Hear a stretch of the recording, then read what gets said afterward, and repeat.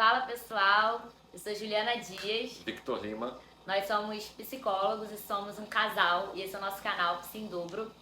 E hoje a gente vai fazer uma análise de um filme. A gente tem feito análise de personagens específicos, hoje a gente quer fazer análise de um filme que a gente assistiu e tem muitos pontos que a gente pode relacionar com a psicologia e a gente achou que poderia ser bem legal falar deles aqui hoje.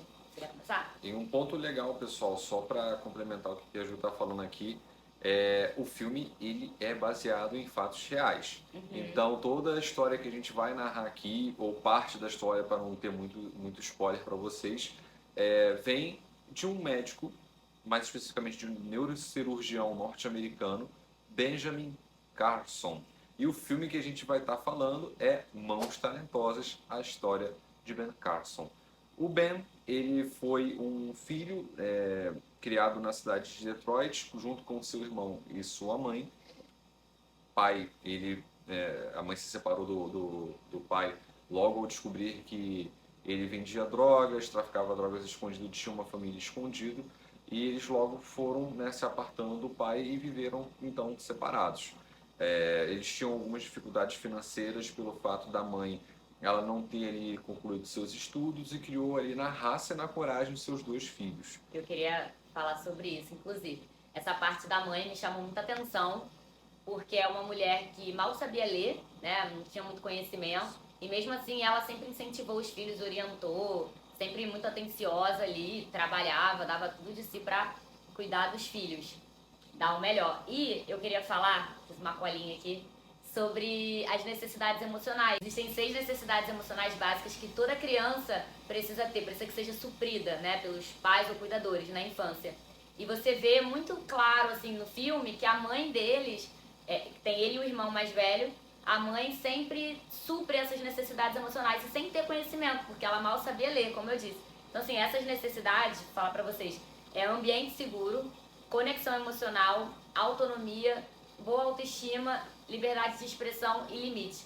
Todas essas você vê, porque apesar das dificuldades, a mãe oferecia para eles um ambiente seguro, eles se sentiam seguros em casa, ela tinha essa conexão emocional com eles. Tem até uma parte interessante que ele está tirando muita nota baixa e ao invés da mãe focar no esporro, ela percebe que ele está com problema de visão.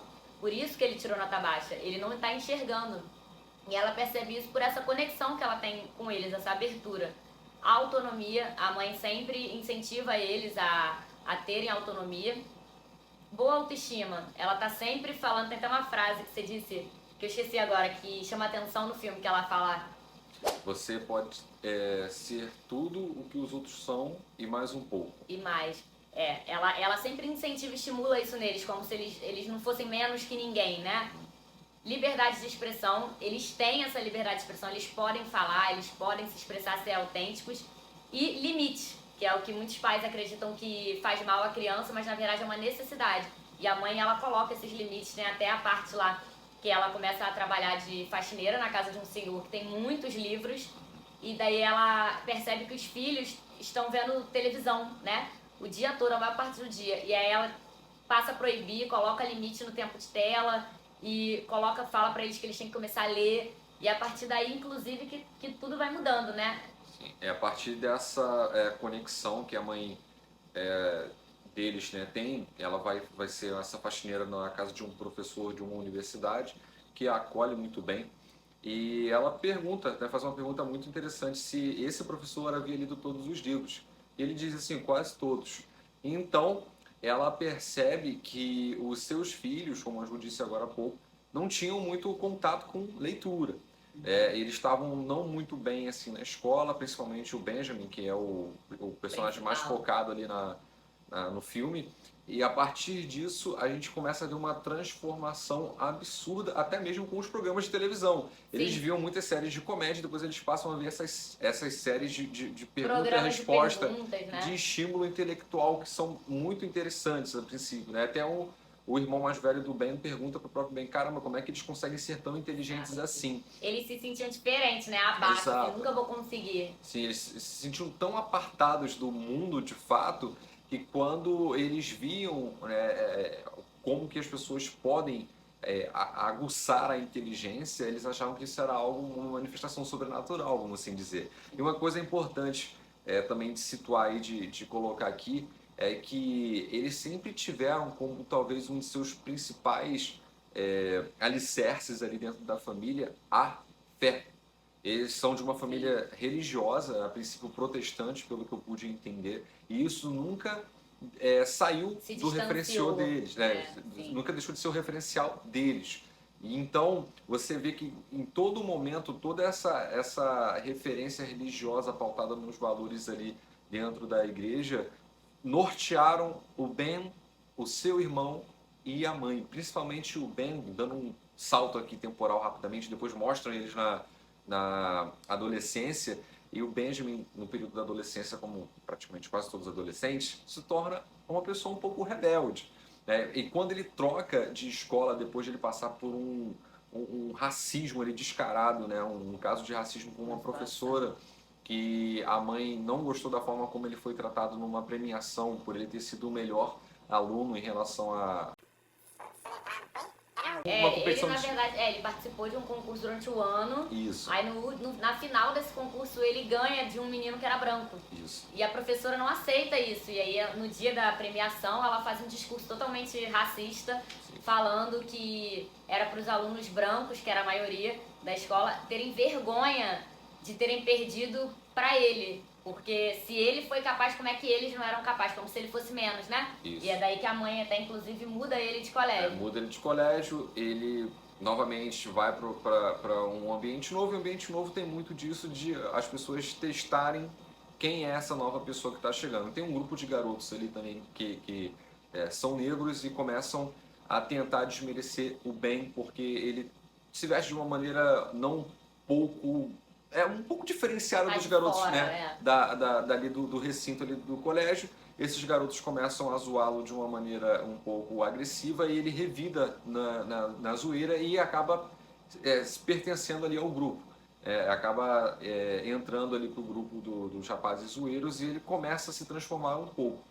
Porém, em um dos momentos, quando o Ben estava escutando a sua música clássica, e que é um ponto legal também, né? Ele, depois dessa insistência da mãe para ele começar a estudar mais um pouco, o Ben acabou se apaixonando, ler também, o Ben acabou se apaixonando pela música clássica. Começou a escutar Beethoven, Sebastian Bach, começou a escutar o Mozart. Então, Sebastian Bach é um nome de compositor clássico. O Sebastian Bach do Skid Row, inclusive, ele, enfim... Vou deixar essa parte daqui pra gente. É cultura, rock também é cultura. Então, pessoal, voltando, o Benjamin gostava muito de escutar essas músicas clássicas. E um desses garotos detestava a música clássica, começou a implicar com ele de novo.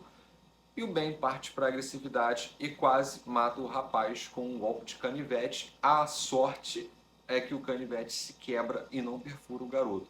O Ben volta correndo para casa e começa a rezar, pedindo para que Deus o afaste desse temperamento agressivo. Então, o Benjamin, ele teve muito essa incidência de agressividade ali dentro da personalidade dele, da identidade dele. Você vê ele desde pequeno que ele era um garoto que tinha um pouco mais de agressividade ali intrínseca nele. E às vezes quando isso se aflorava, o deixava de uma maneira tão mudada que chegou a um ponto que ele quase agrediu a mãe dele mesmo. Então ele foi controlando isso aos poucos, ele foi focando no que de fato ele queria ser, né? Desde pequeno ele falou que ele queria ser um médico, e logo depois o filme ele passa ali para ele já na universidade, estudando para dentro da faculdade de medicina, mas fazendo a prova para residência em neurocirurgia. Um outro ponto interessante também, pessoal, é que o Benjamin, ele teve um apoio em relação à namorada dele na época que ele estava na faculdade. A namorada foi também bastante presente e apoiava muito ele nas decisões que ele tinha que tomar. E ele se sentia sempre um pouco inferiorizado quando ele tinha que fazer alguma empreitada, um pouco mais, como posso dizer para vocês, ousada. Né? Então essa prova para residência, ele não estava se sentindo confiante, então ele ficava estudando pra caramba e ainda assim não se sentia confiante. Acaba que ele consegue passar, ele vai para John Hopkins, se não me engano, o nome do hospital, fazer residência lá durante um bom tempo. E em um desses momentos não havia nenhum médico para poder fazer cirurgia em um caso, e eis que uma enfermeira sugere que ele faça o caso, né, ele faça a cirurgia. E aí, contrariando todos os protocolos da faculdade, da universidade, o Ben assume, faz a cirurgia é um sucesso. Ele leva um grande esporro do seu supervisor, mas ao mesmo tempo o supervisor fala que ele tomou a decisão correta de ter salvo a vida daquele rapaz. Uma coisa que ele falou agora sobre os estudos, né? Que ele tinha essa insegurança de fazer as provas, ele não estava conseguindo internalizar, né, as aulas ali, a matéria, estava perdida. Ele conversando com a namorada, ela fala pra ele: por que você não mata a aula pra estudar? E ele acha um absurdo. Isso daí eu acho interessante, porque eu já fiz também na faculdade. Porque tem matérias e matérias, né? Tem sempre as matérias que a gente sente mais dificuldade e as que a gente tem mais facilidade. E às vezes é necessário, quando você faz muita matéria, você de fato focar naquelas que você tem mais dificuldade. E outra, às vezes o método que o professor está ensinando não necessariamente é o que você tem mais facilidade de aprender. Então ele começou a fazer uns cartõezinhos com a namorada e fazer tipo perguntas e respostas, e funcionou super bem. Quando ele bateu o olho na prova, ele sabia tudo, assim. Ele focou ali, fez a prova inteira e tirou um A. De 100 questões ele acertou 97. Eu acho isso bem interessante também, que mostra como que é muito individual esse processo, né, de aprendizado também para cada um. Às vezes não é que a pessoa não sabe, é só que a pessoa está tentando pelo jeito errado, que não funciona para ela. Sim. E para finalizar, pessoal, talvez acho que uma das coisas que me marcou muito nesse filme é como que a nossa vida, o nosso interior, ele ganha um afloramento, um avivamento quando a gente se mantém em contato com a cultura clássica. Hoje em dia muito se fala que tudo é cultura, ou tentam relativizar a cultura, e eu não sou muito a favor desses pontos, de relativizar determinados pontos. O Ben, ele a todo momento, você vê que ele está tendo contato com aquilo que criou o alicerce do mundo do Ocidente, né? Os filósofos gregos, as histórias dos contos de fada, as músicas clássicas desses compositores clássicos que eu referenciei agora há pouco. Tudo isso serviu, no caso, para ele se lapidar internamente e ser o homem que ele se tornou. Ele foi de um simples garoto pobre de Detroit ao chefe do departamento de neurocirurgia pediátrica do hospital John Hopkins. Eu esqueci como é que pronuncia o nome do hospital, vou deixar aqui no letreiro do vídeo. Então, o quanto que a gente está inserido nesse mundo faz com que a gente, nesse mundo cultural clássico, faz com que a gente consiga desenvolver as nossas potencialidades que estão intrínsecas na gente. E não tem como falar assim, hoje em dia é impossível, porque tudo é muito tecnológico, não sei o que lá. Cada época tem os seus percalços, tem ali os seus problemas a serem enfrentados. Hoje a gente tem a tecnologia, na época dele era a televisão. Então, os meios de distração estão sempre mudando, mas aquilo que é bom, aquilo que é certo, aquilo que te engrandece, que te eleva para ser uma pessoa virtuosa, permanece lá. A gente pode ter um acesso mais facilitado com isso hoje, através da internet, sim, mas é uma faca de dois gumes, né? O quanto você está disposto a abrir mão daquilo que te oferece prazer para você fazer aquilo que é o certo e poder alcançar voos maiores.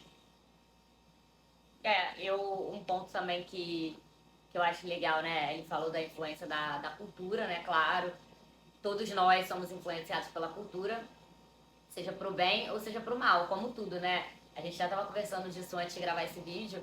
Eu estava falando como que foi importante a gente ver no filme muito claramente a influência da mãe, né? Da família ali, essa família que era só essa mãe.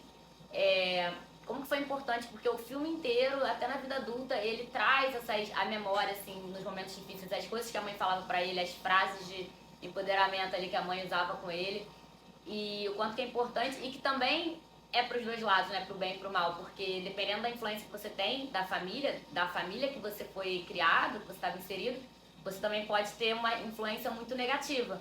Então, tudo tem seus dois lados, da mesma forma que ele colocou a internet.